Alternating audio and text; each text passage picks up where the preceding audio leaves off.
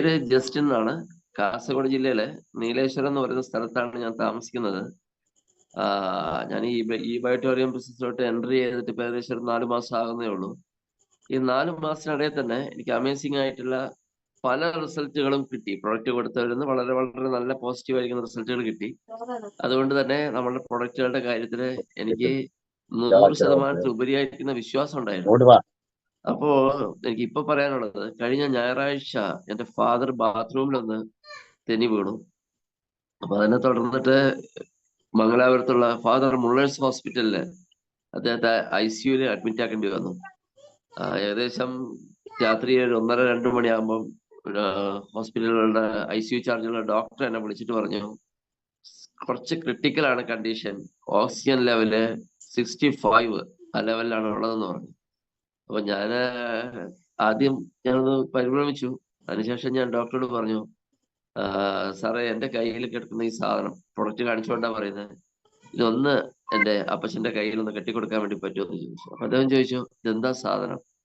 അപ്പൊ ഞാൻ ഒന്ന് ബ്രീഫായിട്ട് അതിനെ കുറിച്ചുള്ള കാര്യങ്ങളൊക്കെ ഒന്ന് ഡോക്ടർക്ക് എക്സ്പ്ലെയിൻ ചെയ്ത് കൊടുത്തു. അപ്പൊ അദ്ദേഹം പറഞ്ഞു, ഞങ്ങളുടെ മെഡിക്കൽ സയൻസ് ഇത് അംഗീകരിക്കുന്നില്ല, എന്നാലും നിങ്ങളുടെ അച്ഛനാണ്, നിങ്ങൾക്ക് വേണമെങ്കിൽ ഒന്ന് പരീക്ഷിച്ചോളൂ എന്ന് പറഞ്ഞു. അങ്ങനെ ഞാൻ രാത്രി ICUവിൽ കയറി. ആ സമയം നമുക്ക് ICUവിൽ അലോഡുള്ള സമയമല്ല, എന്നിട്ട് പോലും അവരെ കയറ്റി ICUവിൽ ചെന്ന സമയത്ത് ICUവിന്റെ ചാർജുള്ള ഡോക്ടറുണ്ട്, 2 അവരുടെ ഹെൽപ്പേഴ്സ് ആയിട്ടുള്ള ഹൗസ് സർജൻസ് ഉണ്ട്, ഒരു 3-4 നഴ്സുമാര്. ഇവരെല്ലാം എന്റെ അപ്പച്ചന്റെ ബെഡിന് ചുറ്റും നിൽക്കുകയാണ്. ഞാൻ മോണിറ്ററിൽ നോക്കുന്ന സമയത്ത് ഓക്സിജൻ ലെവല് 64-65 ഇങ്ങനെ വേരിയേഷനിൽ കളിച്ചുകൊണ്ട് നിൽക്കുക. ആ സമയത്ത് ഞാൻ ഇതെന്റെ കയ്യിൽ നിന്ന് ഊരിയിട്ട് എന്റെ അപ്പച്ചന്റെ കയ്യിൽ കെട്ടിക്കൊടുത്തു. ഞങ്ങൾ നോക്കിക്കൊണ്ട് നിൽക്കുമ്പം ഇത് 64, 65, 70, 75 ഇങ്ങനെ ഓരോരോ സ്റ്റേജുകളിലേക്ക് കയറി ഏകദേശം ഒരു 3 മിനിറ്റ് കൊണ്ട് 93 വന്നു നിന്നു. സത്യം പറഞ്ഞു കഴിഞ്ഞാല് എന്റെ ശരീരത്തിലെ ഓരോ രോമവും എഴുന്നേറ്റ് നിന്നു എന്നുള്ളതാണ്. അത്രയ്ക്ക് ഇതായി. ഡോക്ടേഴ്സ് ഇങ്ങനെ വാ വിളിച്ച് നിൽക്കുക. അപ്പൊ അവര് പറഞ്ഞു, സാധനം കൊള്ളാലോ എന്ന് പറഞ്ഞു.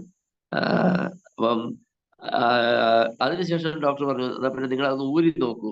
അപ്പൊ ഡോക്ടേഴ്സിന്റെ ധാരണ അവരുടെ മെഡിസിനിൽ സംഭവിക്കുന്നതെന്ന് വിചാരിച്ച് ഊരി കൊടുക്കാൻ വേണ്ടി പറഞ്ഞു.